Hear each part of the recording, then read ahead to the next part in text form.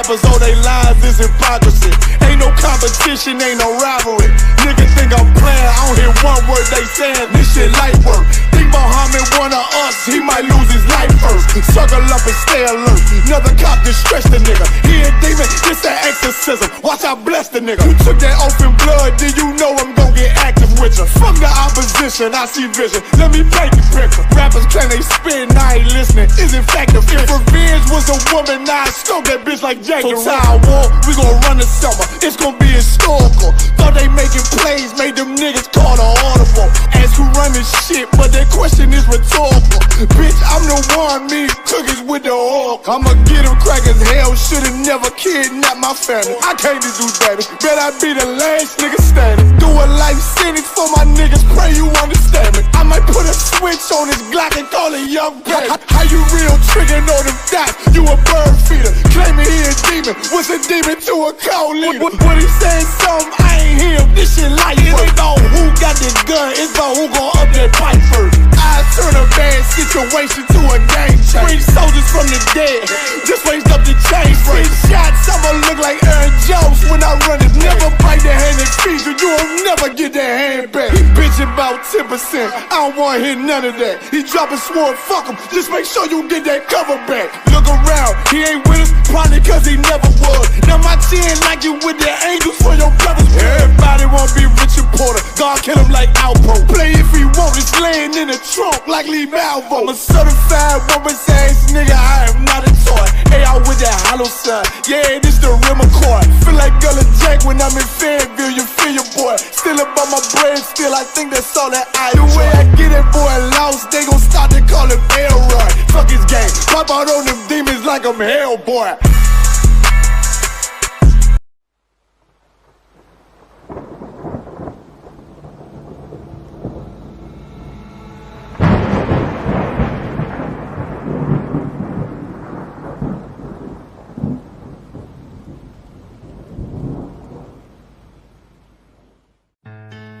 West till they bury me.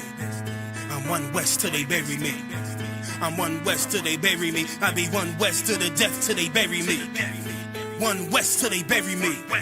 I'm one west till they bury me.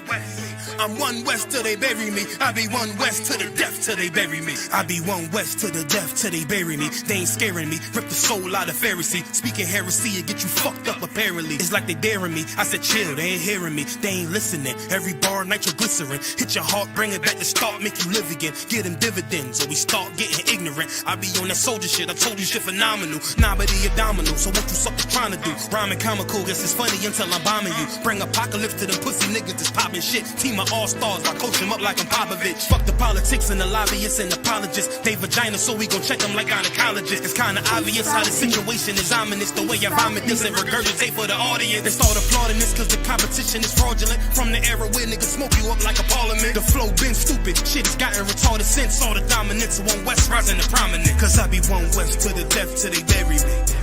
I'm one west till they bury me. I be one west to the death till they bury me. I'm one west till they bury me. I be one west to the death till they bury me. I'm one west till they bury me. I be one west to the death till they bury me. I'm one west till they bury me. They want a nigga quiet, mute my maneuvers, but I ride like I got Groupon for Uber. Rhymes hard like they been viewed by Medusa. 9 milli Luger, 17 in the Ruger. Only need a few to sit up in your medulla. Obligata for the regatta, niggas wildin', they win every dollar. They riding by in black Impalas, let the semi holler. A showstopper, been as proper since the teeny bopper. But now I'm doing them off Patron, a premium of vodka. I put extensions on the Glock, modified the chopper. The swore heavy, war ready, and that's worth the mama. No marijuana, say I got the loudest silence on it. When I'm up on it, ain't no rapper do it like I do it. A lot of spitties and writers, but when the heat's on, none of them can get to the fire around with me. And I had a nigga spin like a tire, down the deep. And I'm still dope as a piper. Every bar burn hard like a spoon with a lighter. Fuel to igniter, I'm winning, coming through with the title because UPK. I be one west to the death till they bury me. I'm one west till they bury me. I be one west to the death till they bury me. I'm one west till they bury me. I be one west to the death till they bury me. I'm one west till they bury me. I be one west to the death till they bury me. I'm one west till they bury me.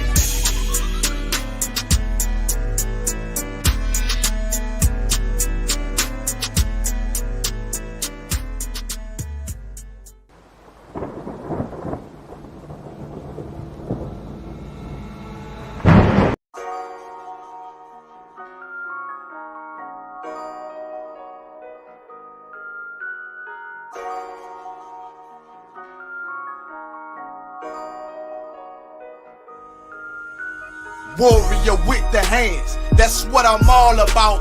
Hunger in my eyes, vengeance in my mouth. They don't want no altercation. Situation gon' get critical. It's best that you be easy. The end gon' be biblical. Look, flow like a river. It's something like a miracle. Royalty in my veins, loyalty in my ways.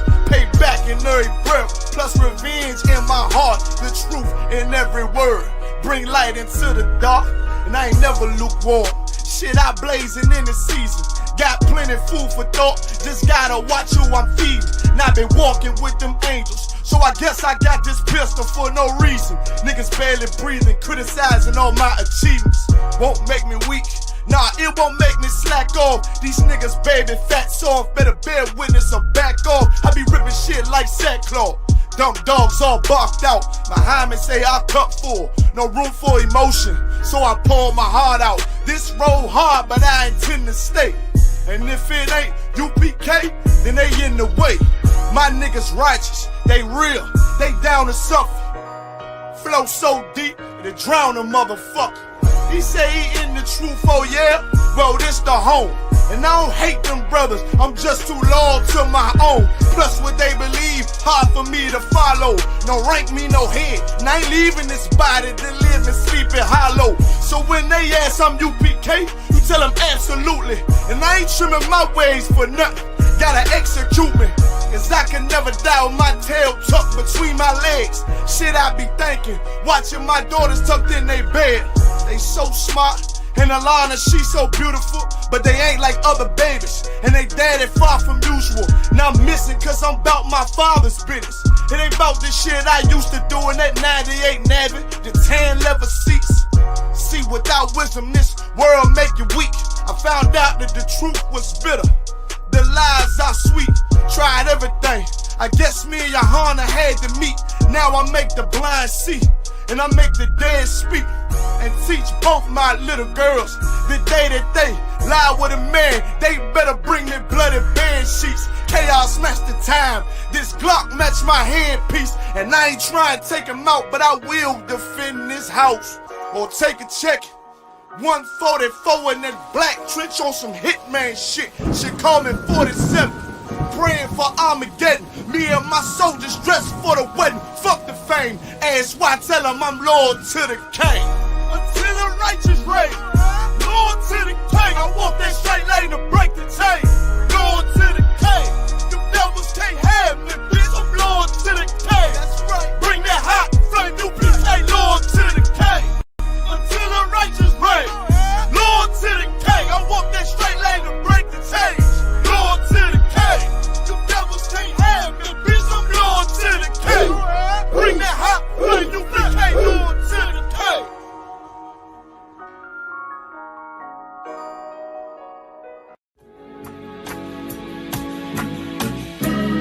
They killed, give me Isaiah 14 and 21. They did the same thing to my people. So you said that they put millions of my houses. Yes, you said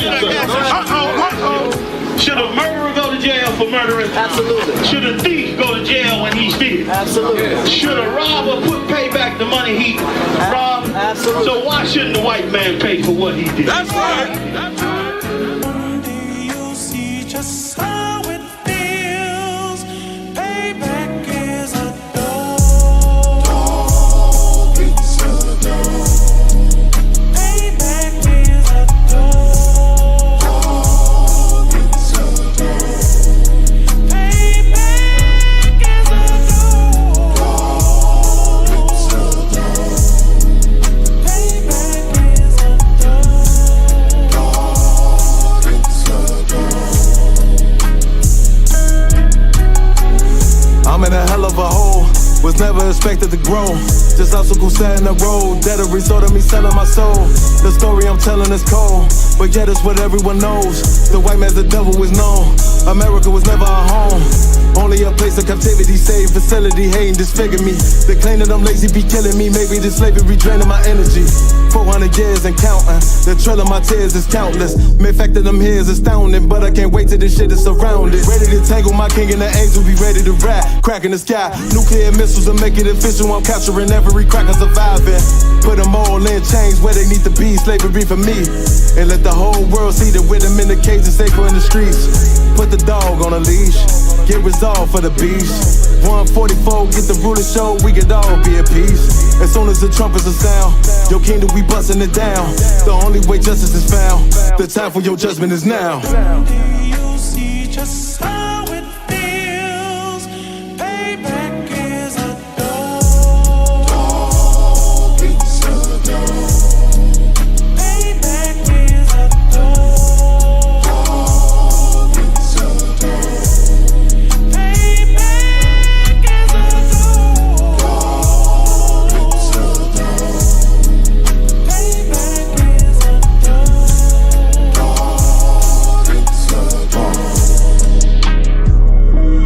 Look, ain't no remorse in my blood slim. It won't be no compromise. Now it's time to feed the worms. Watch his body turn to flies. I clutch iron while you trust the lies. The next Glock I buy gon' be Gen 5. I get it customized. And sending shots off like farewell. Praying payback come back around like a carousel. Still remember your Honda's words ringing in my head like bells. Said you in this body, you fit the Lord, fuck the cartel. Triangle choke, apply pressure to the game like I did Vondale. Payback's a bitch in a dress, she a bombshell. Revenge is dish served cold, I just hope they making oxtail.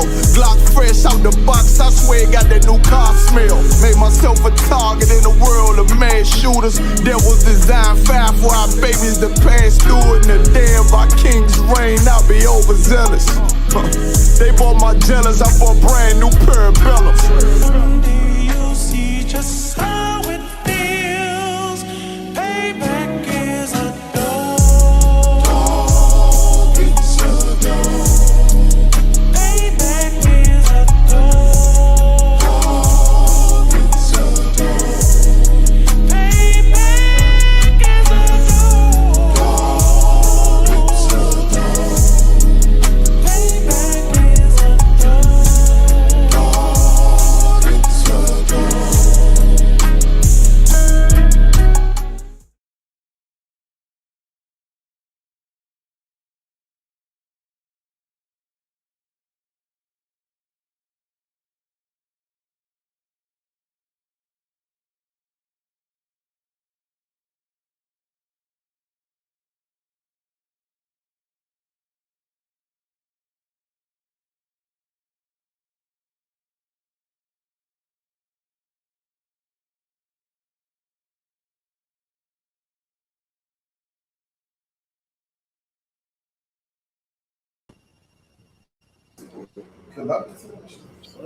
Hey,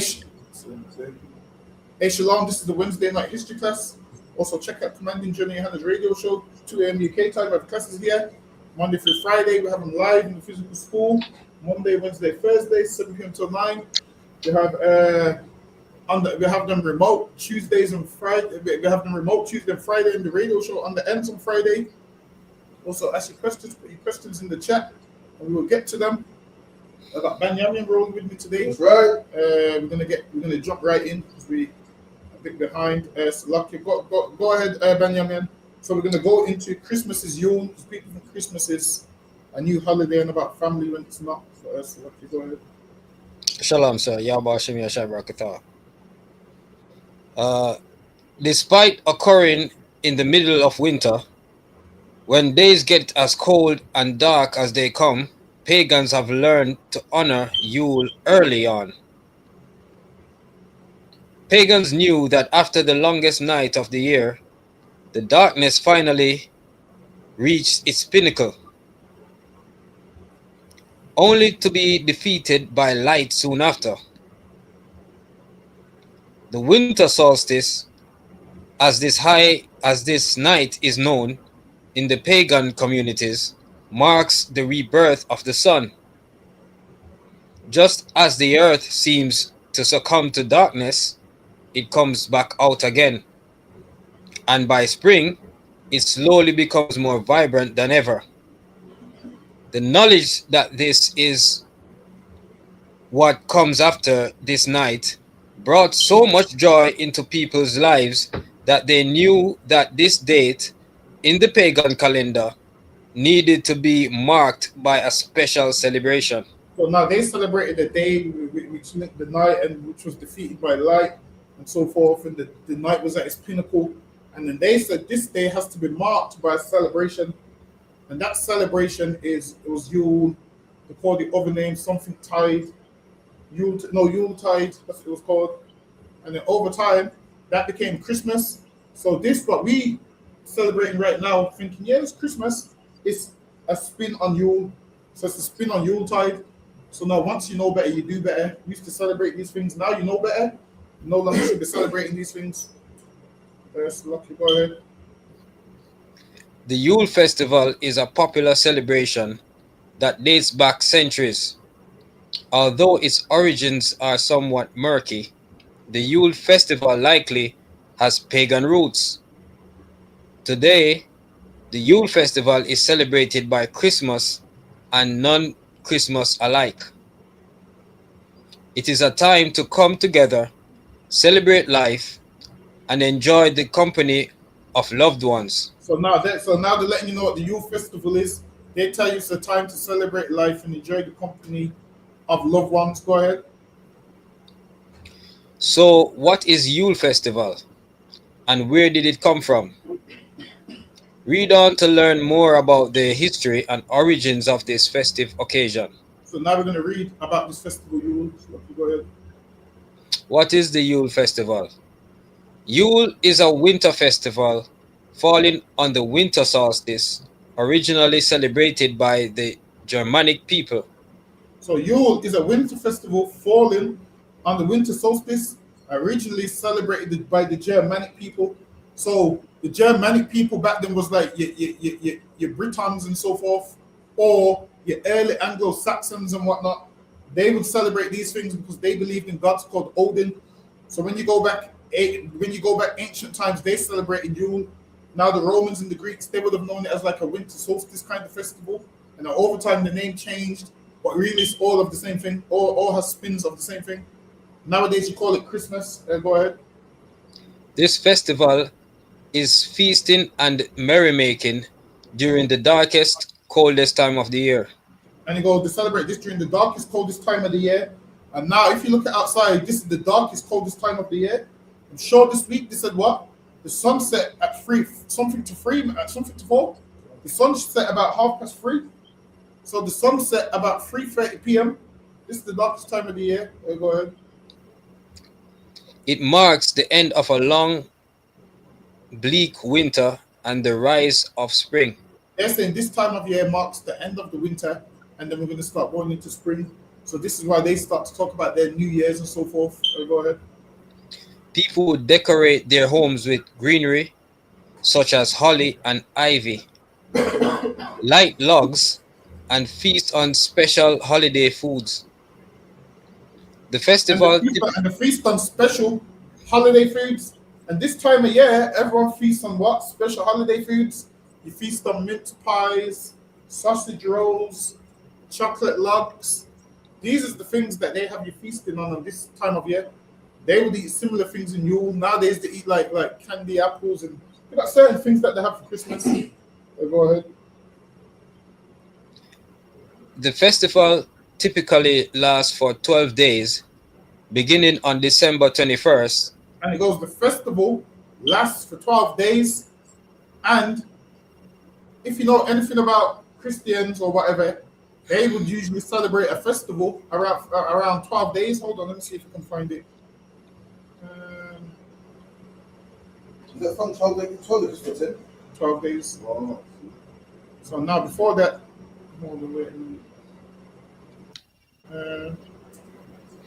we call it 12 days of Christmas. Hold on, I'm going to find it. There's even a song called the 12 Days of Christmas. Hold on. Bear with me.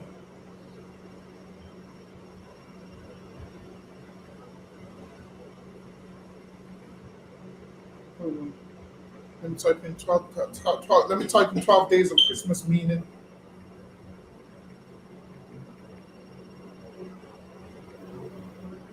See, so now in Yule, they celebrated 12 days, a 12-day festival, and then here, these lot spun it And these are said, hold on, is that the screen, Benjamin? Oh yeah, it is.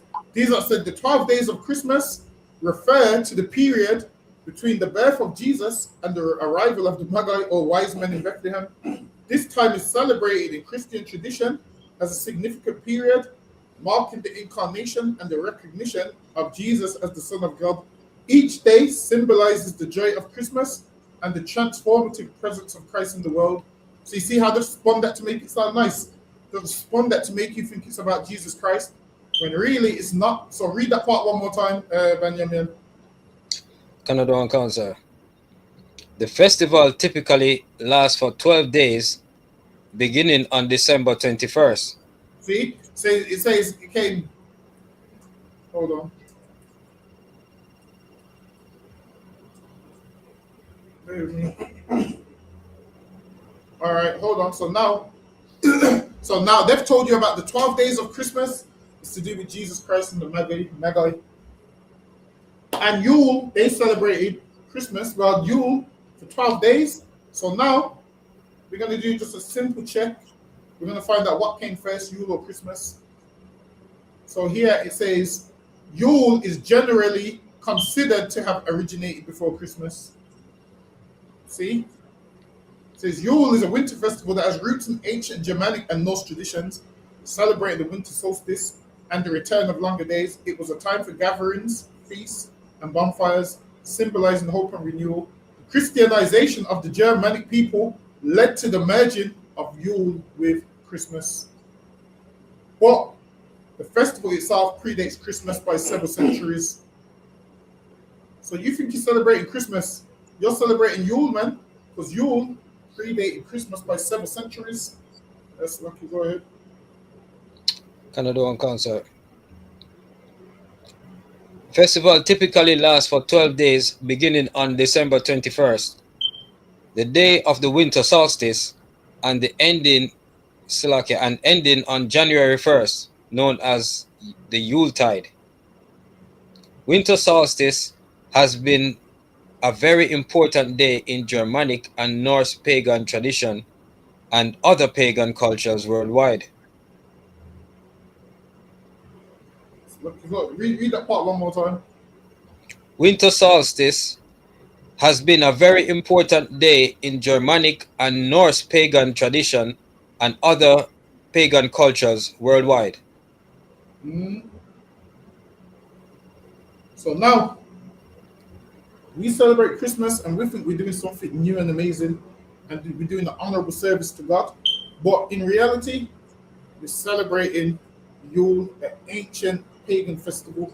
We're celebrating an ancient pagan festival and we hide it and think, yeah, it's Christmas. Really, its origins come from Yule. Let me go to the next slide. Yes, Lucky, go ahead. The winter solstice is the shortest and day and longest night of the year and marks the official start of winter. At this time of the year, the sun is at its lowest point in the sky and turning back towards the earth, giving the appearance of a wheel turning. This is how Yule derives its meaning of wheel in Old English. For many pagan cultures, this day is interpreted as the sun's death and rebirth. It signifies that the sun dies and then it's born again. Right. It signifies the sun's return after months of darkness and cold weather and is a welcome sign that spring will eventually arrive. For pagans, this is a time to celebrate the natural world and the cycle of. Pagans believe that the earth is alive and that everything has a spirit, including animals. The sun, the moon. They believe something dies. They believe the sun dies, the moon rises up. It's dark for so long because the sun's died, and then once they see, oh, there's more light on the earth, they will use that to celebrate and say the sun's alive. It's the birth of the sun. So that's the nonsense that a lot of them was into. Go ahead.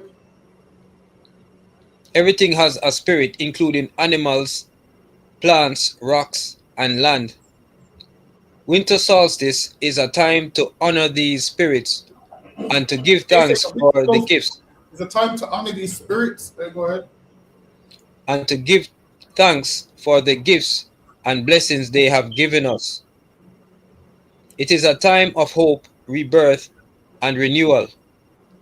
It is also a time to celebrate the goddess of fertility, who brings new life to the earth after a long winter period. So you'll find that a lot of these other nationalities, or these pagans, they believe in goddesses and demigods. They believe in a lot of those things. But their belief system is they believe in all these things, demigods, goddesses, the whole lot. Go ahead. The word Yule is derived from the Old Norse Yal, one of the names of the Norse god Odin. So now, this is one of the Norse gods, Odin, and this was like their main gods. The Anglo-Saxons used to worship this Norse god. They used to worship Odin. They used to believe in gods of wars and gods that fly through the sky and all that nonsense. Go ahead. It is also sourced from an Old English term, geohol, which referred to a hunting season following the harvest. Geol was later replaced by the Old Norse word Yol. So that means Yule as well. Go ahead. With the same meaning, Yol eventually became the modern English word Yule. So that's where it come from. That's where the word Yule come from. At first, that was what it started off as. Go ahead. The word Yule is also used in many other languages, including Swedish, Danish, Norwegian, Icelandic, and German. In addition to referring to the holiday season, the word Yule describes describes Christmas trees and decorations. It is even used in some pagan and Wiccan traditions. So he says the word Yule describes Christmas trees and decorations. Is even used in some pagan and Wiccan traditions. Go ahead. The festival is said to have originated in an ancient Scandinavia and Germania, and is often related to Norse mythology. Your Christmas tree that you use ain't new. So go ahead. So why is it similar in different cultures? Like Babylon had a similar thing, same day tree. Why is that? Because all of them come from the same backgrounds. One man will just take the next man's culture and tweak it a little bit. And then by the time it got to these Germanic people, they just blended that in with Christmas. So they will take the culture of the Romans and they'll just merge it all. And before you know it, one man who would just celebrate some nonsense with a tree, another man would add decorations to it or add something else to it. And then before you know it, Yule becomes Christmas, winter solstice becomes Yule. So a man would just learn on his travels and bring it somewhere else. And then before you know it, once the Romans and Greeks take over, everyone's celebrating whatever they bring with their own spin on it. Like, say, for instance, people ask, why do Jamaicans celebrate Christmas? And then what you'll find out is the way how Jamaicans celebrate Christmas is Christmas, but they've added their own spin on it. Like, they'll eat certain things around the table. Like, say, for instance, a white man will have with his Christmas dinner cranberry juice. Black people will have, I can't remember what they have. So black people add whatever nonsense they want to add to theirs. And then before you know it, 100 years time from now, a Jamaican Christmas will look different to an English Christmas, but then they'll both be the same thing. That's what you go ahead. Sir. So, okay, if I may add to that, I was trying to look to see if Saturnalia had the same connection with the Yule. And as you just mentioned, the Romans, they worship Saturnalia during the same time. That's what they called it. Yes. Sir. So that was theirs. They done Saturnalia. The Germanic people done Yule. And then over time, all these things become one, just known as different names. So if you was to say to someone like, "Now, yeah, man, we're celebrating Saturnalia on the 25th," they would swear blind, "Yo, it's a pagan thing, don't do that." But then if you call it Christmas, they will celebrate it. If you said to your mom, "Yeah, mom, let's celebrate Yule," she'll say, "No, it's a pagan thing." But as soon as you give it the name Christmas, it sounds like a good thing. But really, Saturnalia, and you'll just test it out. You say, yeah, man, we're celebrating Saturnalia next week. Everyone will look at you like you're crazy. Even though Saturnalia predates Christmas, they will look at you like you're crazy. Even though Saturnalia is came before their Christmas. Yes, you go ahead. That's it on that slide, sir. Go ahead. Different cultures have different names for the winter solstice festival, although many practices were situated in different geographical locations. Their celebration was very similar. Ra God ritual. Winter solstice in ancient Egypt was celebrated as the homecoming of Ra, the sun god. See, so to thank him. Read that part one more time. So now this is going to let you know how different cultures celebrate Yule. Go ahead. Winter solstice in ancient Egypt. Read it from the top. Okay. Canada and Cancer. Different cultures have different names for the winter solstice festival. See, so now they have different names for the winter solstice festival. They have different names for the same festival. Go ahead. Although many practices were situated in different geographical locations, their celebration was very similar. See, so now their celebrations was very similar, even though it's in different geographical locations, which lets you know they was all celebrating the same thing, but in their own way. Go ahead. Winter solstice in ancient Egypt was celebrated as the homecoming of Ra. So now they celebrated in Egypt as the homecoming of Ra. And now they will try and tell you, yeah, this is Jesus' birthday, which means they're trying to celebrate in the same way that the Egyptians celebrated it. The Egyptians celebrate this as the homecoming of Ra, and Christians celebrate this as the birth of Jesus Christ. So they all celebrate these things the same way. Go ahead. To thank him for keeping the land and crops warm. The ancient Egyptians celebrated the winter solstice in several ways. People would offer prayers and sacrifices to Ra during the festival. Prayers and sacrifices to Ra.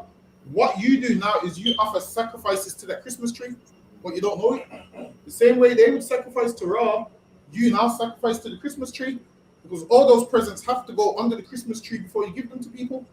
You have that tree and you bow down to that tree, and them presents have to be under there, man. And you celebrate this festival, and everyone comes before that tree and gets their gifts. Go ahead. People would offer prayers and sacrifices to Ra during the festival, and boats decorated with sun symbols and olive leaves were sailed down the Nile. They would do that, so that's how they would celebrate now, the Ra, with sailboats and all these things down the Nile and so forth. Go ahead. Saturnalia. The Saturnalia festival was a Roman holiday every December 17 to 23 to honor the sun, to honor the god Saturn. It was a time when people could let loose and have fun. The festival was very similar to the Yule festival celebrated by the Germanic people. Both festivals lasted for several days and involved feasting, decorating their homes with greenery and lights. So Saturnalia and Yule, read that part one more time, involve what? The festival was very similar to the Yule festival celebrated by the Germanic people. Saturnalia was very similar to Yule, and you'll see that Yule is very similar to Christmas. Go ahead. Both festivals lasted for several days and involved feasting, decorating their homes with greenery and lights, and exchanging gifts. Decorated their homes with greenery and lights. And now when you drive past people's houses who celebrate Christmas, what do you see? A ton of lights, man. A ton of lights. Lucky, go ahead. And exchanging gifts. However, Saturnalia was also a time when social norms were turned upside down. slaves and masters would switch roles, and people dressed up in costumes. And now they would switch roles. They would switch roles, the slave master and so forth. They would switch roles on that day. And then there was in Caribbean culture, I believe they do a thing called John Canoe. That's right. You go and dance outside people's houses and stuff. Is that why your boss nice on them days? Nice. Switching roles. Zero. So on the job is nice to you on that day. We can give you a bonus on that day. Take the Christmas party and they'll buy the drinks and everything. Yes, okay, go ahead. So lucky I say, if I may give a little joke, I always say that the oppressor, right? The oppressor, like for example, you know, those oppressors in the parliament, they like being. Say that one more time. The oppressors in parliament, so like I said, they like to be dominated after the world. So Especially Edomites into all of that freaky stuff. Listen, man, I had the wild at them Christmas parties, man. I had them Christmas parties, they're all sniffing coke, they get wild at the Christmas parties. That's lucky, go ahead. Canada on concert. However, Saturnalia was also a time when social norms were turned upside down. Slaves and masters would switch roles, and people dressed up in costumes. The Saturnalia was an opportunity for people to celebrate life and enjoy themselves before the cold winter months set in. It was similar to Yule and Christmas celebrations. Right. That's it on that slide, sir. And all these Christmas celebrations are so similar, like you can't get around it, man. Imagine the same thing they do is the same thing that you do today. They deck their house in greenery and lights. You deck your house in greenery and lights. You celebrate for 12 days. They celebrate for 12 days. Christmas is in the winter. Yule was in the winter. It all comes from Saturnalia and the winter solstice. But let me get to the next one. Now there's a thing called the Yule tree. Go ahead. The Yule tree, also known as the Christmas tree, is usually decorated to mark a special occasion in many cultures. This tree is an evergreen conifer species like fir, pine, juniper, cedar, or spruce. The tradition of using this tree for celebrations has roots in ancient civilizations in Europe, Oh, the so Middle now East. the Yule tree has roots in ancient civilizations, man. So now you're thinking this is new. This is letting you know this Yule tree has roots in ancient civilizations. Go ahead. In Europe, the Middle East, and Asia. The modern custom was popularized in the 19th century. The Yule tree is often decorated with bright colors. The Yule tree is often decorated with bright colors. The Yule tree is the Christmas tree, man. That's right. The Christmas tree copy the Yule tree. It says the Yule tree is often decorated with bright colors. Go ahead. And lights symbolizing religious events. And lights symbolizing religious events. Same way you decorate your tree, same way they decorated the Yule tree. Your Christmas and Yule have more in common than you think, man. As a matter of fact, your Christmas is actually Yule. Yes, Lucky, go ahead. The Yule tree is also viewed as a crucial symbol in pagan tradition. Among the early pagans, it represented the world tree or tree of life. See, and now the Yule tree represented the world tree or tree of life. So now, there, and understand this. The reason they think it represents the world tree and tree of life and whatnot is because now when you go back to Babylon and so forth, they thought that tree lived, man. The evergreen tree was meant to have life because it was evergreen, man. So they thought this tree never dies. This tree's got life in it. Nimrod spirits in this tree. And now you celebrate Christmas because of that. Go ahead. Now they put a spin on it, change the names, and now you celebrate it. Go ahead. During the ancient periods, people used to decorate the tree with gifts. Oh, so now it says during the ancient periods, people used to decorate the tree with the gifts. What do you do for Christmas? decorate the tree with the gifts, man. Everyone looks at your tree to see how much presents is under there. And then if you got 2 presents under there, your tree's not decorated, man. Listen, our parents, when they celebrated Christmas, the tree wasn't decorated with gifts, man. Them terrible gifts that we was getting, that tree's far from decorated, man. You give people getting boxes and socks and listen, our tree definitely wasn't decorated with gifts. Now, it says here, the tree decorated with gifts. Let's Lucky, go ahead. One cancer. As they expected to receive from the gods, it was usually decorated with natural ornaments like berries, pine cones, different fruits, and other symbols sacred to the goddesses and gods. Berries and popcorn were hung around the trees. It says the tree with gifts that are expected to receive from the gods. So now it says people used to decorate the tree with the gifts they're expected to receive from the gods. And now, that sounds like Christmas. You're decorating it with gifts that you claim come from Santa, man. Santa is the God that you make out like the presents come from. You decorate this tree with presents that you expect to receive. Santa Claus, man. Nowadays, you just gave it as a spin, Santa Claus and whatnot. But really, in ancient civilizations, they decorate this tree and made that like the gods gifted them presents. And who do you make out gifts you them presents today? Santa Claus, man. How can you be a black man or black woman? You're basically saying Santa Claus is your God that's gifting you those presents, man. You're buying them, and this is why you don't take the credit. Why? Because you want to make out the gods gifted them to you. The gods that you call them today is Santa Claus. In your mind, you don't see Santa Claus as a god.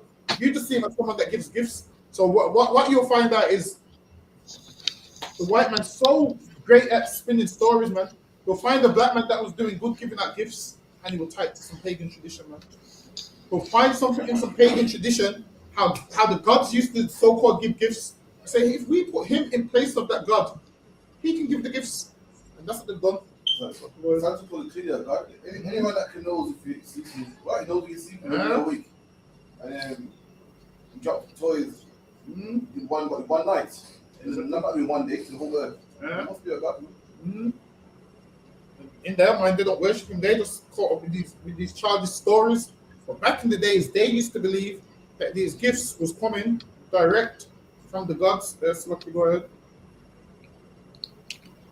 Berries and popcorn were hung around the trees so bird could feed.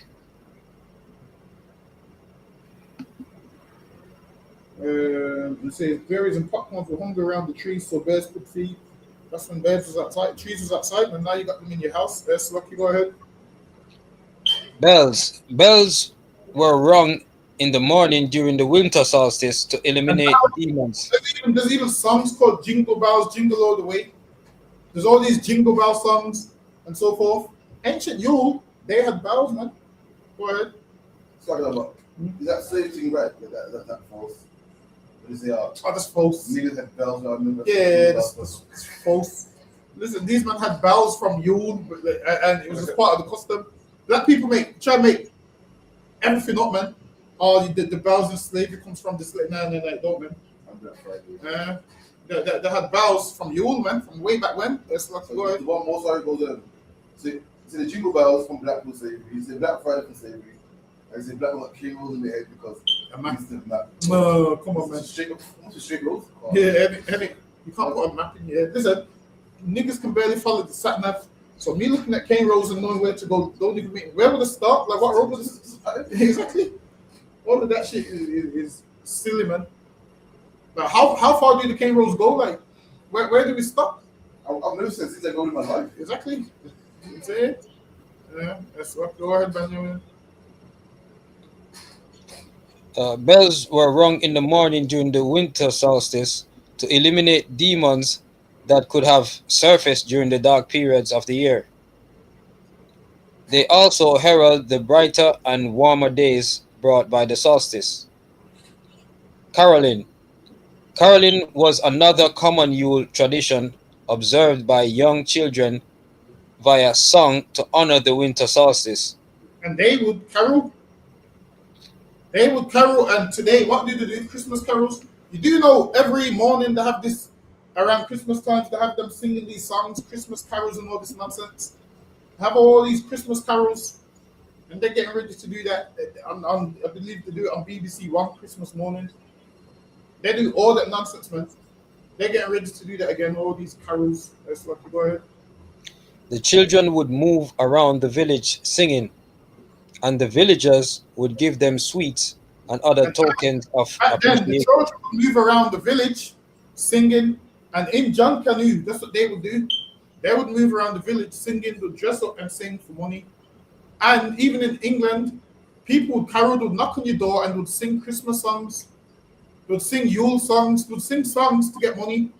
This is what they would do during Yule. It's called caroling. So they would come and sing. That's what the word. The small gifts symbolized the food provided by Mother Goddess. See, and they believe that this food came from the Mother Goddess. That's the nonsense that they used to believe. So lucky, go ahead. Witch balls. These beautiful balls are specifically meant to. Lucky. Shit. That's lucky. Why? So lucky, go ahead. So like as long as I'm saying it to my rib, I'm good with that. So like, yeah. Yeah, right, exactly. What is it? So as long as you say to his rib. Exactly.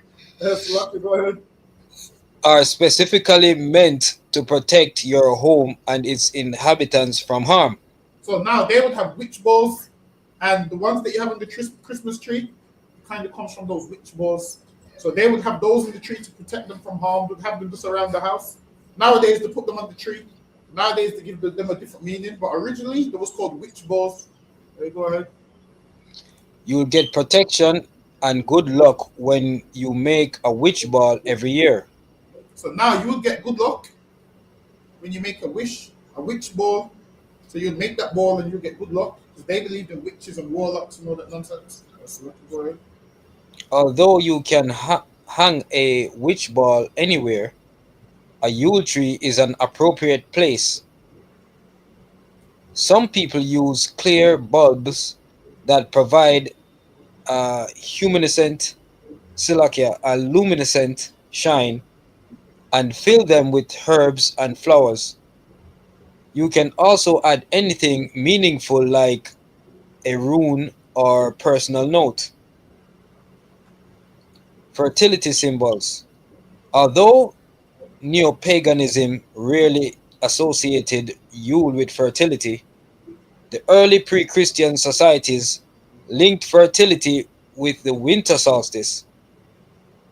So like the early pre-Christian societies linked fertility with the winter solstice. Now, before Christianity, they linked fertility with the winter solstice. So that's why they do for Christmas now, kissing under the mistletoe. Because now, kissing under the mistletoe is linked to fertility. They believe, you're going to have babies and you're going to become fertile once you do all the kissing under the mistletoe nonsense. So, and they said this was in pre-Christian civilizations, or pre-Christian societies. Let's go ahead. They would perform fertility rites underneath the mistletoe, and the concept was the concept of wassailing also originated from pre-Christian European activities. And they said it originated from pre-Christian European activities. Go ahead. You can hang different items like cups, antlers, and eggs to pay tribute to fertility deities. However, these are not usually honored until Beltane. Beltane was the next pagan festival. So lucky, go ahead. Kissing under the mistletoe. Although later adopted by Christianity. Wait, read that part one more time. Although what? Although later adopted by Christianity. Letting you know, kissing under the mistletoe was there before Christianity, man. It says it was adopted later by Christianity, but kissing under the mistletoe was there before Christianity. Go ahead. This famous romantics tradition is believed to be of Scandinavian origin. It simply says that a couple who met under a mistletoe must kiss, They say a couple that meet under a mistletoe must kiss. Go ahead. and they are then bonded by eternal love. So that's what they do. All there's a song called something Kiss Under the Mistletoe. Got a whole song called Kiss Under the Mistletoe. Some nonsense. Go ahead. It also traces back to ancient Rome, precisely during Saturnalia. See, so Kissing Under the Mistletoe goes beyond Yule. It dates back to ancient Rome, precisely during Saturnalia. So all your Christian customs and Christmas customs comes from Saturnalia. Go ahead. War enemies were gathered under the mistletoe to reconcile, although not to kiss, under the mistletoe. The origins of this tradition are unclear, but it is aligned with the mistletoe's ancient symbolism of love and fertility. Mistletoe's love symbolism can also be related to Frigg and Baldur's captivating motherly love tale. So now we're saying this is goes back to a motherly love tale. I believe Frigg was a Roman god or one of the Roman gods. I think he was the god of love. Frigg might be the god of love that they used to believe in. So yeah, it goes all the way back to all of these silly tales. But go ahead. As with most Lord traditions observed worldwide, the festival of Yule is rooted in ancient beliefs, stories, deities, and historical figures whose relevance has survived the test of time for centuries.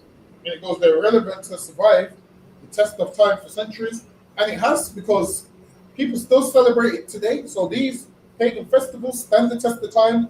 Now, the only people that would celebrate Saturnalia and the old festivals today is Satanists. They would use the original names, but now you celebrate the same thing as the Satanists, but under a different name. They would just celebrate it with its original name. You celebrate it as Christmas. Right, go ahead. Many of these vestiges from old pagan, Germanic, and Scandinavian cultures laid the basis for what billions of people now cheerfully celebrate as Christmas. See? They said this laid the basis for what billions of people now cheerfully celebrate as Christmas. So they laid the basis for what billions of people celebrate as Christmas today. Tons of people celebrate these things as Christmas today. Go ahead.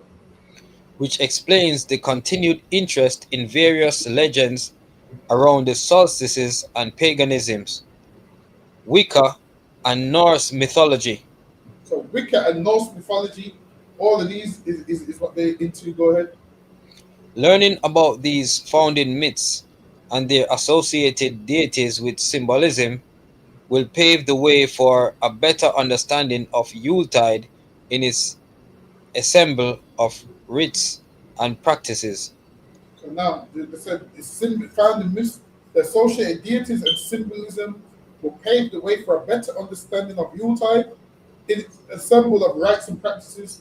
And you'll see that a lot of Yule comes from Saturnalia, and a lot of Christmas comes from Yule. So you'll see that from Saturnalia and all Babylon and all these things, it made its way all the way up till Christmas today. So you celebrate Christmas today, it's nothing new. People have been doing that for years. So Lucky, go ahead. The duality between light and darkness is a fundamental pattern in ancient lore. Specifically, the tradition from one to the other is often the underlying motive for popular religious celebration. In the context of the winter solstice, as observed in the pre-Christian era, the passage from darkness to light is precisely what the festival of Yule is about. It is a period of seasonal change and renewal, honoring the welcoming of the sun and the lengthening of days until summer, which in the northern hemisphere signifies warmth. Slovakia, warmth, bountiful harvests, hope, comfort, and good health for all ancient folks and their families. This is the nonsense that they believe. You believe you know this nonsense, forehead? This duality notably explains why so many groups throughout history, from the Egyptians to the Celts, held the sun in such high esteem and even worshipped it. So The birth they have the sun in such high esteem, and they even worship it, man. And they worship the moon, they worship the summer, they worship the winter. Let's go ahead.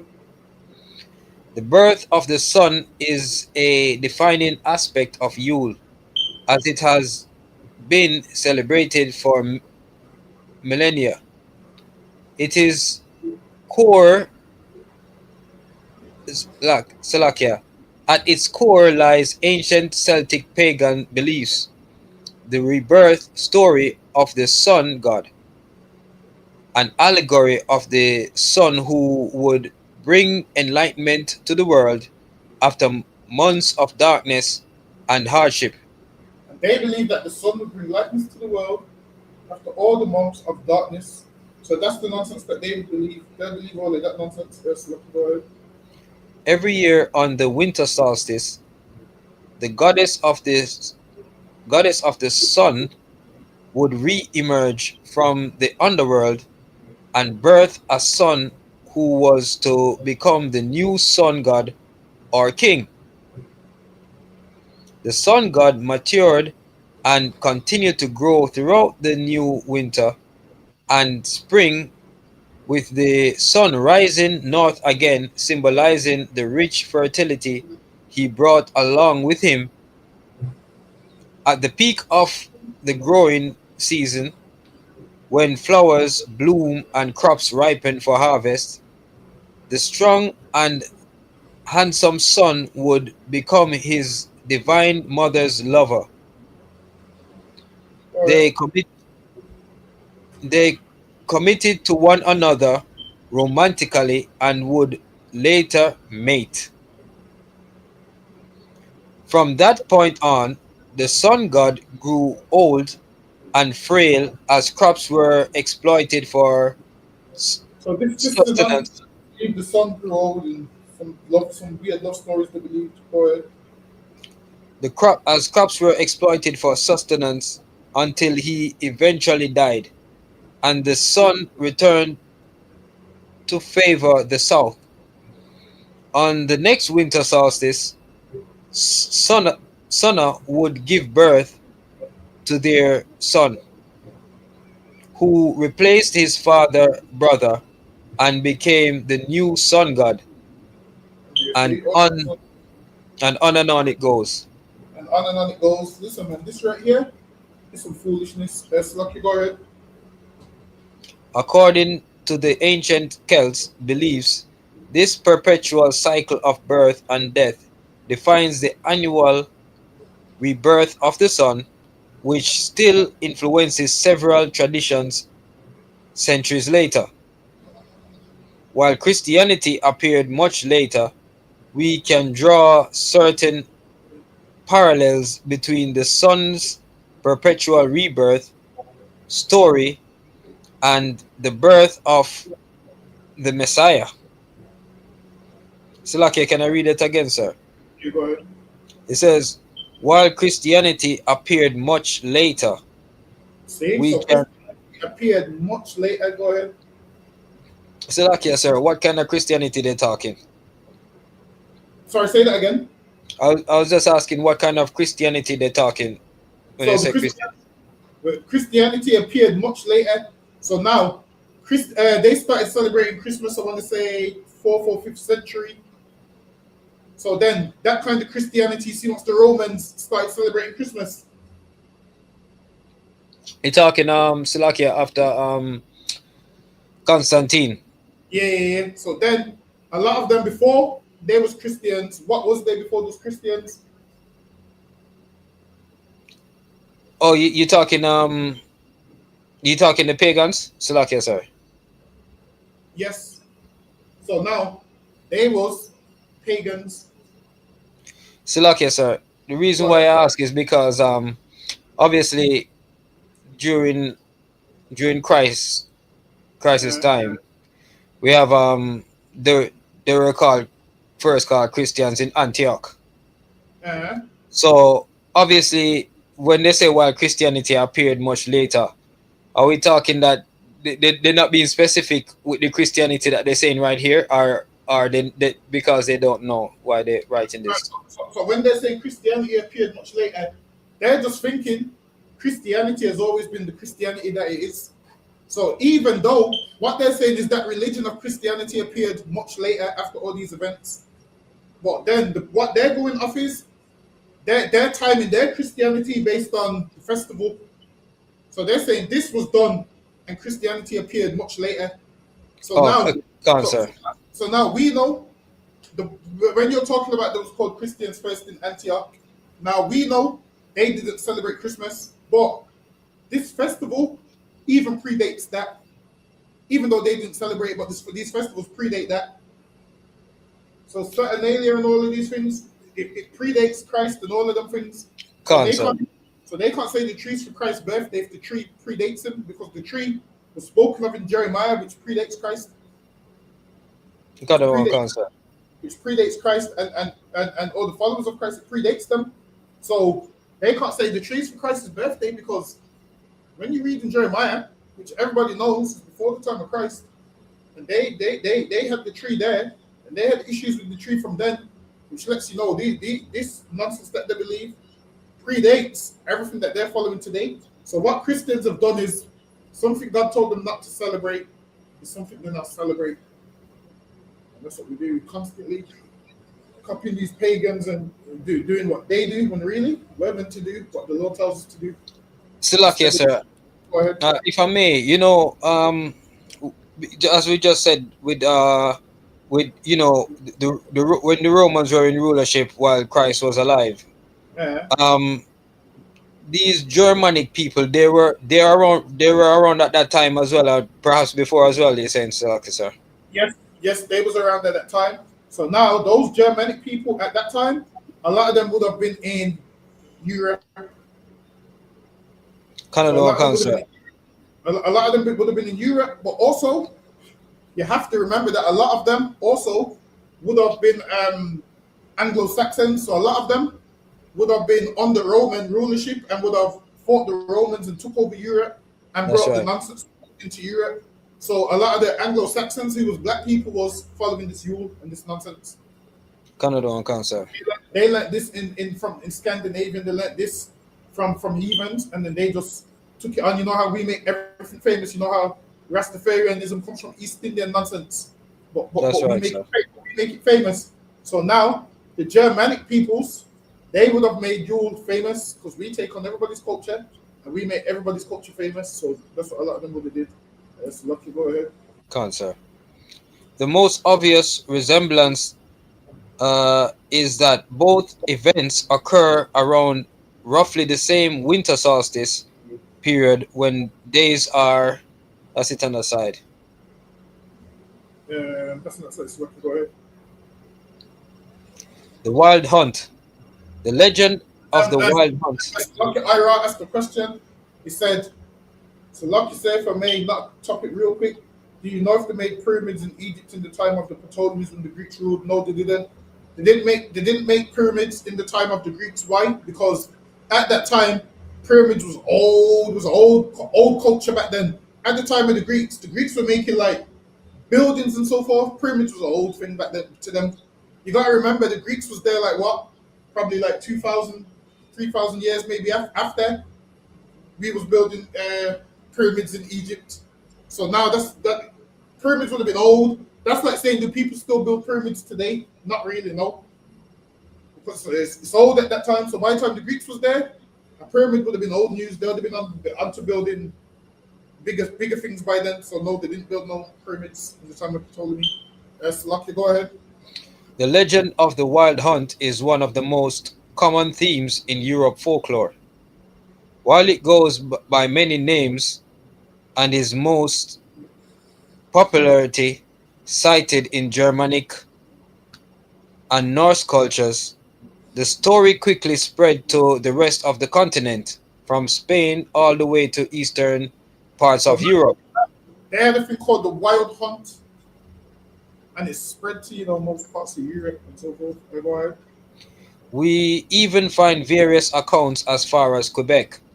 The wild hunt is generally regarded as an announcer of catastrophe and is believed to precede dramatic events like wars, famines, and plagues, and is an omen of chaos and death. Although this is not the only interpretation, it blurs the line between the living and the dead. And they have something between the living and the dead. Like they always believe, like yeah, the living can pass over to where the dead is, the dead can pass over to where the living is. They always believe in that nonsense. They believe that for Halloween, and they believe it for everything else. That's what go ahead.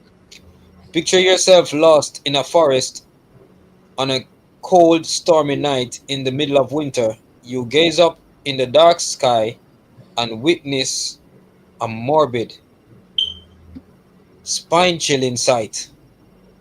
Riding above you is a horde of spectral hunters and their ferocious hounds, birds, valkyries, elves, fairies, and other supernatural creatures led by. And now they believe in. Now they have the wild hunt with elves. Listen, who has elves, Benjamin? Salakia, sir. Who has elves? Who has elves with them? The Santa Claus. I'm sure Santa has about, what is it, 12 or 42 elves? Can't remember. Sure. Santa has elves, and if you know about these elves, it comes from Germanic things where they believe these elves was little demons, and they believe they could only die from a broken heart, and so forth. And that's what people celebrate when they celebrate Christmas, the whole elves. They believe that a birthmark, they used to call it an elf mark, when it's just a vein that didn't form properly. So, Lucky, go ahead. Led by a ghostly mythological figure. The sound of the wind blowing is deafening. Anyone unfortunate enough to cross their path or who dares to address them is destined for doom or worse. Sometimes. So now they said, if you cross these things paths, you're destined for doom or worse. So how? You fast forward, Santa Claus is a good guy with all these elves. Don't make no sense. Back then they were scared of the elves, man. Now all of a sudden Santa's a good guy that rolls with these elves. Go ahead. Sometimes they will abduct you, transport you far away, and drop you somewhere unfamiliar, conscious or otherwise.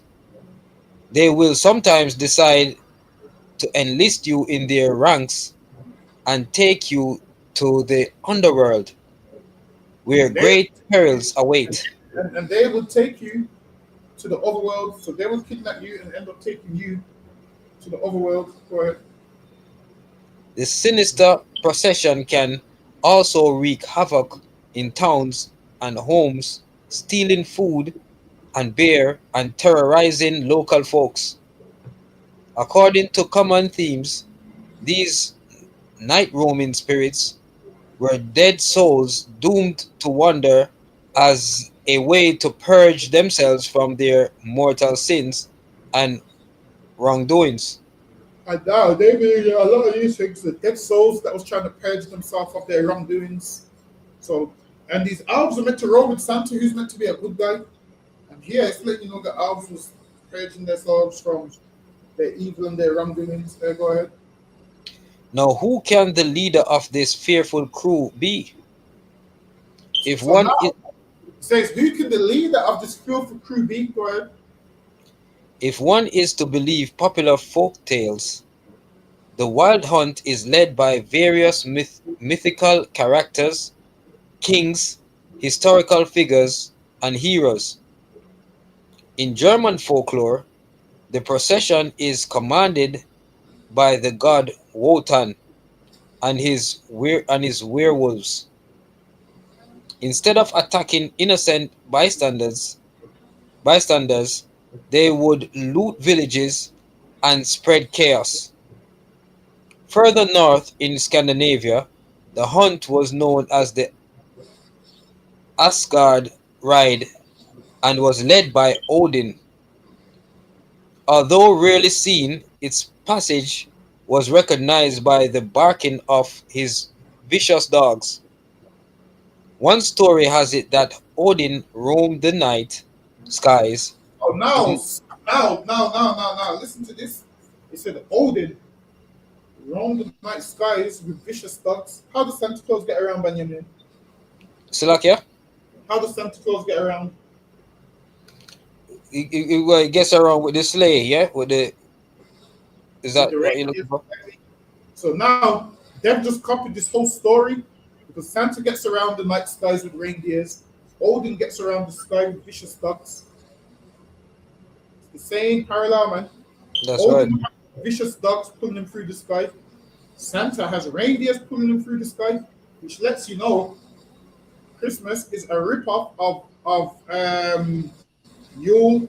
Go ahead. One story has it that Odin roamed the night skies, in an oxen-pulled carriage. See, and now he roamed the night sky in an oxen-pulled carriage. Now he had oxen, he had wild dogs, vicious dogs, and oxen pulling him. And now Santa has a sleigh pulled by reindeers, man. Mhm. Imagine that.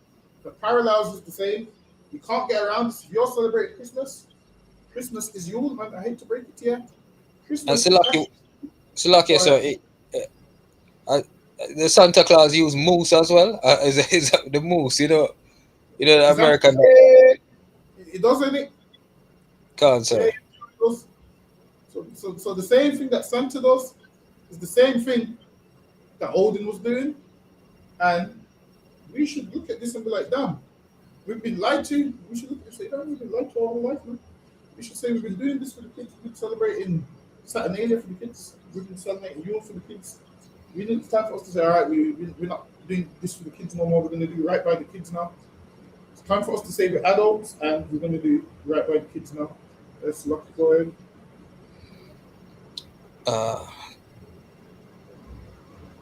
Oxen-pulled carriage, and that one must throw themselves to the ground to avoid being snatched or hunt.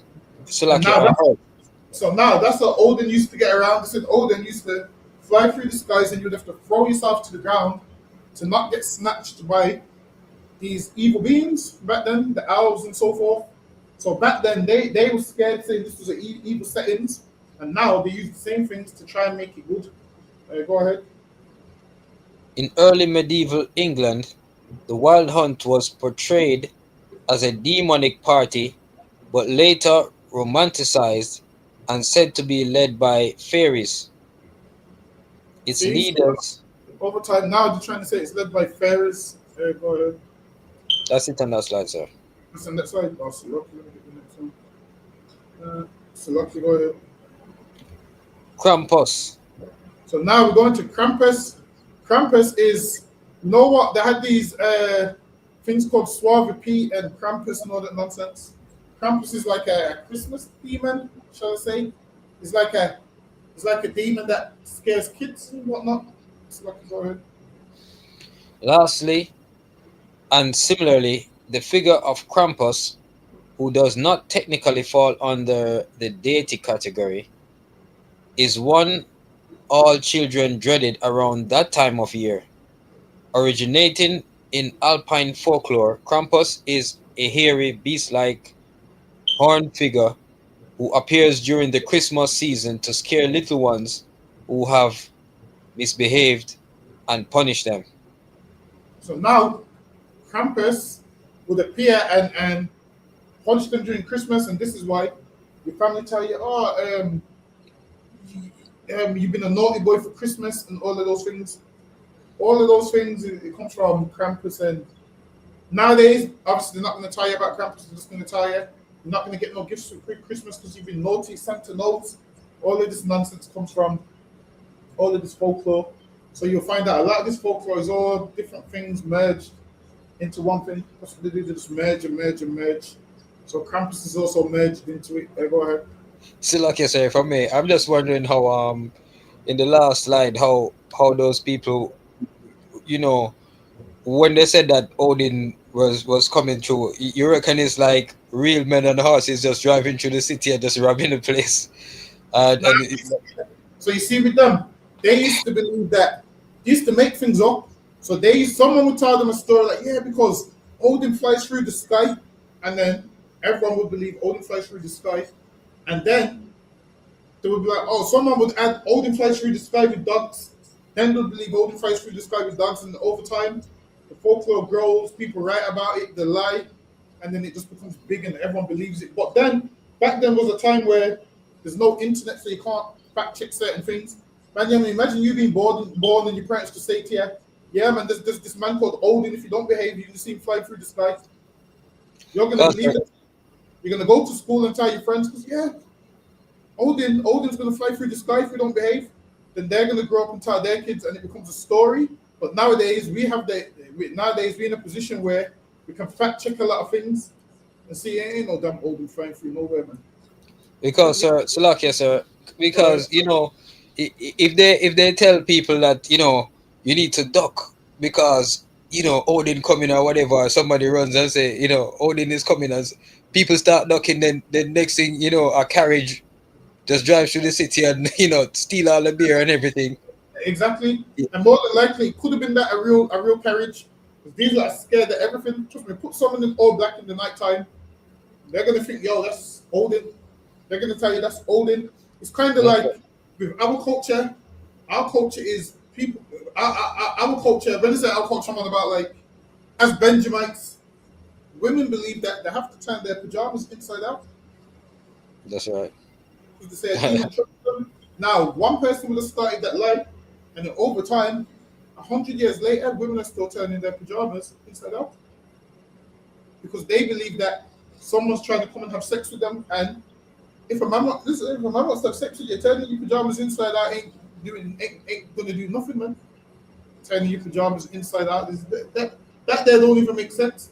But people believe a lot of these things that make no sense, and that's the problem. We believe a lot of things that make no sense. Let's go ahead. That's it on that slide, sir. Okay, sir.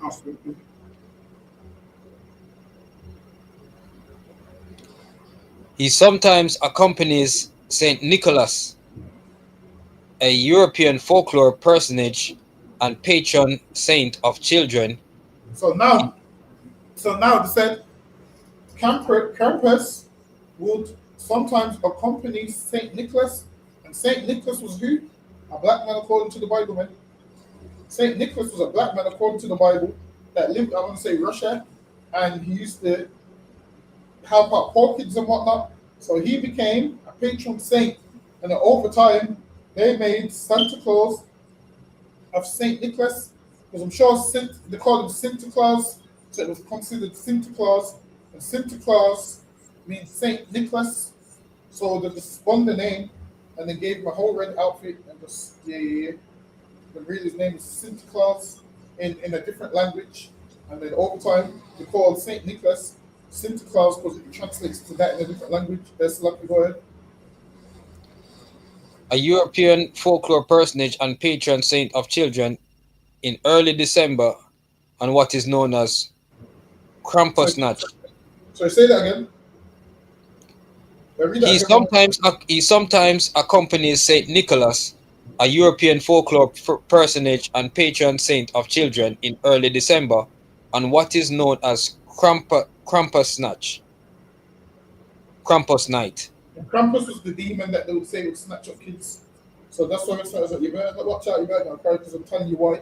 They would say Krampus and all that nonsense. Go ahead. In Germanic lore, we find several variations of this bestial figure in regions of Germany and Austria. And they'll find several variations of this bestial figure in regions of Germany and Austria. So go ahead. Veneration Hold or on, veneration. hold on, Slack. let me see what you got next. Alright, hold on, let me go back. Yes, look, you go ahead. The veneration of saints is the act of honoring a saint, a person who has been identified as having a high degree of sanctity or holiness. Angels are shown similar veneration in many religions. Veneration of saints is practiced formally and informally by adherents of some branches of all major religions, Now they got including veneration of saints. So now they would worship the saints. I'm sure the veneration of saints originally was Halloween. Originally it was Halloween, which was All Souls Day, All Saints Day, no All Souls Day, and then they changed it to All Saints Day. And then the veneration of the saints. I'm sure it comes from there. I think I got the book somewhere. So Lucky, go ahead. veneration of saints is practiced formally or informally by adherents of some branches of all major religions, including Christianity, In all major, Judaism, Hinduism, Islam, Buddhism, and Jainism. so they said it's practiced in a load of religions. And now this is Krampus snatching up children. So this is images of Krampus, and they say he would roll with Saint Nicholas. So they say he would roll with Saint Nicholas and snatch up the children if they're misbehaving and all of that kind of nonsense. So these are the images of Krampus right here. So now it would have a birch rod. So Krampus would beat the children and so forth. And this is how they depicted him. Why do they have to depict Krampus as black? Hey man, why is it got to be black? Why does every evil being have to be black? They're saying that Krampus is the demon that rose with Saint Nick. And then you will see that they had certain imagery called, what's his name? Black Pete. There's a man called Suave Pete. He's black, and I believe he used to roll with. He used to have a black in blackface. I can't remember which one of them was the slave. I'm sure they used to have a black slave with them. They used to have a black slave chained up with them. It's been a minute since I've gone over it, but yeah, they used to do all of that nonsense. And this right here is the picture, like a picture of Saint Nicholas. So this is who they named Santa Claus after. Him, Saint Nick. That was a patron saint. You can find his records and his books in any of the Russian icons or the icons books. There are pictures of Saint Nicholas. They'll tell you he was a saint for certain regions and whatnot. Here is another picture of Saint Nicholas from another book, and he's depicted as black. This is before any white man ever touched it and whitewashed it. He was depicted as black with an afro, and he's got the cross on because obviously he was a Christian. So before they ever whitewashed any of these images, this is what Saint Nicholas looked like. Here's the next one, a close-up. Saint Nicholas again, depicted as a black man in like what they would consider royal Christian apparel. And this is before any white man ever touched him. So how come when I see Santa Claus, whereas Saint Nicholas literally translates to Santa Claus, how come I don't see this? Why this is a white man with a big white beard? Got all the children sitting on his lap. That's what I see, man. But the real Saint Nicholas was a black man. No, not a lot of people tell you that. So go ahead. Odin, also known as Jolfor, Yule Father, and Jolnir, Master of Yule in Old Norse. Odin is the god of the dead, war, creativity, and wisdom. So Odin was the god. Odin was the god of war. So they say Odin's the god of war. Go ahead. He is prevalent in Anglo-Saxon and Norse mythologies, bearing numerous names. So now, them black Anglo-Saxons, they believed in all of this garbage, man. They believed in the Odin. Because obviously so now when people say dumb shit like, oh, show me where the Anglo-Saxons said there was Israelites, they're not going to say there was Israelites, they believed in Odin. So it doesn't make no sense. You're not going to find a record of an Anglo-Saxon saying, I'm an Israelite. Because why? The ones that knew there was, listen, the ones that knew there was Israelites, they fled into West Africa. Them ones stayed in Jerusalem and fled into West Africa. These ones here that believe they're related to Odin and all the Greek gods, they didn't consider themselves that, man. Ask you, listen, ask your grandma. Your grandma, listen, your grandma's an Israelite, but I guarantee you she ain't gonna say it. Your grandma don't know she's an Israelite. Why? Because she follows Christianity. They don't know the Israelites because they follow Odin. And if you don't believe in the Bible, why would you even care that you're Israelite? Being an Israelite matters, only matters within our records. If you're a man that don't believe in that record, you're not going to believe you're an Israelite. Listen, imagine the man's an atheist, but you tell, but you're not going to get a black atheist that tells you he's an Israelite. It don't make no sense. Defeats the purpose. The way where you find that you are Israelite is in the Bible. So if you don't believe in the Bible, being an Israelite to you wouldn't matter. And to these Anglo-Saxons, being an Israelite didn't matter. Because obviously they don't believe in it. They believed in Odin. And you celebrated Yule and all of those kind of things. That's lucky, go ahead. He is prevalent in Anglo-Saxon and Norse mythologies, bearing numerous names and taking various forms depending on local tales. As one of the most celebrated deities of the Yuletide, he is thought to be the precursor of modern-day Santa Claus.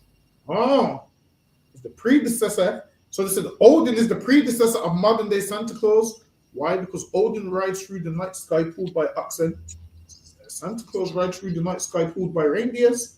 Sounds similar to me. So lucky, go ahead. In stark contrast to the latter, Odin is commonly depicted as a thin, old, white-bearded traveler, donning a cloak with a broad hat or hood over his head. His face is covered in mysteries, and he doesn't look too approachable. As mentioned in the legend of the Wild Hunt, Odin roamed the windy night sky of the 9 worlds. And Odin roamed the windy night sky. Go ahead. In search of knowledge and wisdom. Alongside him were packs of gods, beasts, and other spirits. Now, imagine, alongside Odin was gods, beasts, and other spirits. Santa Claus has the same thing. He has reindeers and he has elves. He has the same thing as Odin, man. Because why? Santa Claus is a spin-off. Christmas is a spin-off of Yule. Everything Odin did it before Christmas. Now, if I'd say to someone, yeah, man, you're celebrating Odin's holiday, they would say, I don't do that pagan thing. You do, man. You just called it Santa Claus. That's right. You just called it Santa Claus, but really, you celebrate the whole Odin stuff. So lucky, go ahead. Other spirits and creatures facing ice giants and heroically combated dark forces. He was notably known for flying the 8-legged horse named Sleipnir.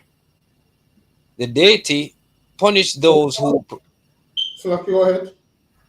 The deity punished those who provoked his wrath and showered those he favored with gifts and good fortune. In opposition to many Christian portrayals, Norse folks knew Odin to be a generous and benevolent god who would grant humanity valuable presents during winter. Given these associations, Odin plays a defining role in Yule beliefs. While the 6th planet of the solar system may immediately come to mind, Saturn was initially a deity in Roman pantheon. He was the god of agriculture celebrated on the occasion of a mid-December pagan festival known as Saturnalia. This was perhaps the most popular holiday of the Roman calendar, deeply rooted in the legends of the winter solstice. As with other defining deities, the god Saturn is honored with feasting, drinking, gifts, exchanging. The god Saturn also does the same thing: feasting, gifts, drinks. Same thing you're doing on Christmas. Same thing they're doing. Go ahead. And a spirit of collective joy to celebrate fruitful harvests. And a spirit of connecting joy, and that's what you do on Christmas. You have that spirit of connecting joy from about 9 a.m. till about 4 p.m. and the whole family fight after that, man. After about 5 p.m., the whole family fall out. So okay, go ahead. During the week-long feast, roles were exchanged, and slaves temporarily became masters. See, and roles were switched, and slaves temporarily became masters. Listen, man, I don't know if you know anything about Christmas. Your boss is the nicest person ever, man. All the mess ups you do around Christmas is generous. Understand this is wickedness comes back in January, man. That's right. Don't think he forgets. Don't think he forgets, man. I know it's at Christmas time to play all the Christmas music and everyone's happy and they get high spirits. And imagine this: a white man at Christmas, they actually have work Christmas parties where they pay for all the drinks. Imagine that. They pay for all the drinks. Whereas prior to that, ask your boss, can we have a little pay rise? You ain't getting a penny, man. But on that day, they got a work card, pay for all the drinks, all the parties. Prior to that, you ain't getting nothing. That's lucky. Go ahead. The symbol behind it was certainly to humble the powerful and to empower the powerless. So again, the theme of changing seasons and welcoming in a new light after the perils of darkness appear. Good. Christianity copied many aspects from the pagan winter festivals. See, Christianity copied many aspects of the pagan winter festival, man. You Christians copied all the pagan festivals, so Christmas is a pagan festival, man. You can't get around it. Everything what we showed today is straight facts. There's no way you can get around it, man. Go ahead. Like the 12 days of Christmas. Like Pagan festivals. Even they know the 12 days of Christmas comes from paganism. Predates Christianity, man. Go ahead. Pagan festivals usually last 12 days, and Yule strongly connects with December 21st. See? Yule has a Yule has a strong cultural history and is celebrated together with the modern day Wicca. Listen, man. They celebrate all that. The Wiccans celebrate it, the whole lot. Go ahead. Yule still refers to Christmas in Nordic region, and the holiday is believed to be Nordic or Germanic in origin. Yule refers to Christmas, meaning they know Yule is Christmas. That's lucky. Go ahead. It was celebrated for several centuries before the creation of Christmas by Christians in the 11th century AD. Christmas is meant to celebrate the birth of Christ, while Yule was used to honor the land spirits, ancestors, and gods. People would ask for protection from the spiritual world during the colder months. Yule was also used to celebrate the past year and new beginnings. Christians adopted several traditions from the pagan people they conquered when they spread their religion to entice more people to join Christianity. See? So now they're letting you know how to spread Christmas now. They said once they conquered people, they took on a few of the people's customs and added it in so they would all join Christianity. So Christmas is a combination of everybody's customs. Go ahead. They also decided to celebrate the birth of Christ during the same period of the year as Yule. See, they chose to celebrate the birth of Christ in that same period as Yule. Go ahead. During its early days, Christians did not want the Christmas holiday associated with Yule or practice or pagan traditions, since they were associated with dark forces. The Christians imposed their religion to gain dominance over other cultures. The idea behind pagan Christmas is notable since it is meant to celebrate the new light, hope, and good fortunes brought by the year. Many people in Nordic countries are reclaiming their old pagan and Yule traditions after realizing that they are not demonic or evil. See, so now While, people used to think Yule was demonic, so the Sponics celebrated Christmas. Now they think Yule's not demonic.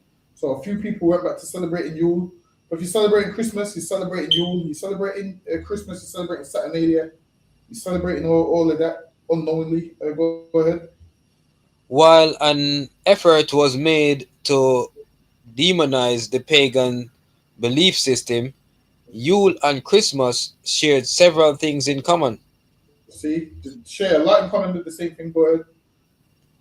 As a result of the shared history of Yule and Christmas, several pagan traditions have been adopted in the modern celebrations of Christmas. Yule traditions mainly included feast and setting better intentions to serve the gods in the coming year. However, these have been transformed into Christmas celebrations and New Year resolutions. See, so Christmas now tree, Christmas and New Year's resolutions, which we'll probably get into next week. Go ahead. Christmas tree, caroling, and offering gifts are some practices with pagan origins. See, all your Christmas things have pagan origins, gifts, tree, decorations, pagan origins. Go ahead. Pagan traditions and Christmas share many things, like decorating Christmas tree around December 21st, See, Yule trees. see. That's lucky. Go ahead. Canada and cancer. So lucky, sir. The if I may, the Christians they were trying to say that this Christmas that they share with pagan origins, Mm.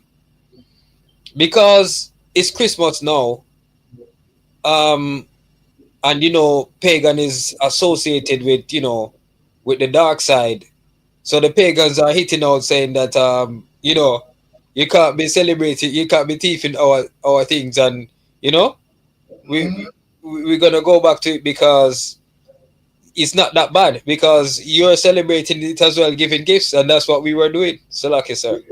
Exactly. They're letting them know, look, man, we were celebrating this before you. They made them think. Imagine once they conquered them, they made them think Yule was evil, kept the customs and just called it Christmas. That's what that person does, makes you think something's evil, even though it is. But his Bonnie and gave them the same thing back as his holiday now. So it took their holiday. Your holiday is evil, but it made their holiday his, gave it a different name and gave them back his holiday. He's gave him a watered down version of his holidays, replaced Odin with Santa Claus. He's replaced their 12-day holiday with 12 days of Christmas and on Jesus' birthday, and the Magi came to them. I don't even know where they get that from. Yeah, I don't know I don't get how they get the 12 days of Christ and the wise men coming to Christ. Says it was a child. Does it say it was a child? It was a child at the time when they came in. These not making out like yet. I don't get how they get in 12 days, but that's lucky. Go ahead. That's it on the slides, lucky, sir. All right, we open the time. We'll finish this off maybe next week. So lucky Benjamin, you can call it. Canada and cancer. Men of Israel, Imajam Sabbat, Imajam Barak, Yahaba Shim Yasha Barakata, Yahaba Hashem Yeshabak Kafam. Yajamata, class dismissed. Florida again, Benjamin. Florida again, Israel. We'll be here tomorrow, 7 p.m. till 9. All right, Shalom, Israel. Shalom, sir. All right, Shalom. Shalom, Israel. It's that time again. The ISUPK, under Commanding General Yahana, presents the Lord's 57th Annual Passover. That's right, the Lord's 57th Annual Passover, April 4th, 2026, in Houston, Texas. All Black, Hispanics, and Native Americans are commanded to observe the Lord's Passover. This will be the biggest Passover to date. You do not want to miss this. Fresh lamb, fresh wine, and bitter herbs as commanded by the Most High. Only $200 per person, ages 17 and up. The biggest event of the year. There is only one Passover, and it's under Commanding General Yahana. See you there, Israel. Shalom. Nobody else there to compare to. Train for war, men of war, and warlike apparel. Prefer our leaders, can't get between us. Watch where you stepping.